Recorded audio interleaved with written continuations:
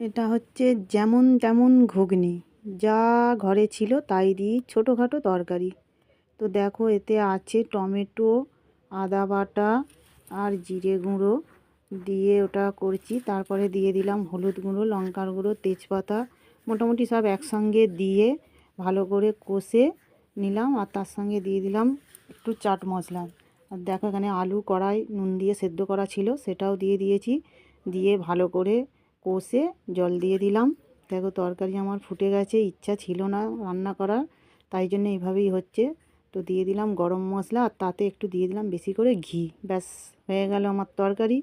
একেবারে রান্নার ইচ্ছা না থাকলে, যেমন ইচ্ছা করছে না রান্না করা, এরকম ছোটোখাটো ঘরে যা আছে সেই সব দিয়েই একটা নিরামিষ ঘুগনি বানিয়ে নিলেই খাওয়ার মতন হয়ে যাবে। নিরামিষ ঘুগনি যেমন তেমন ঘুগনি, একেবারে অল্প সময়ে অল্প জিনিস দিয়ে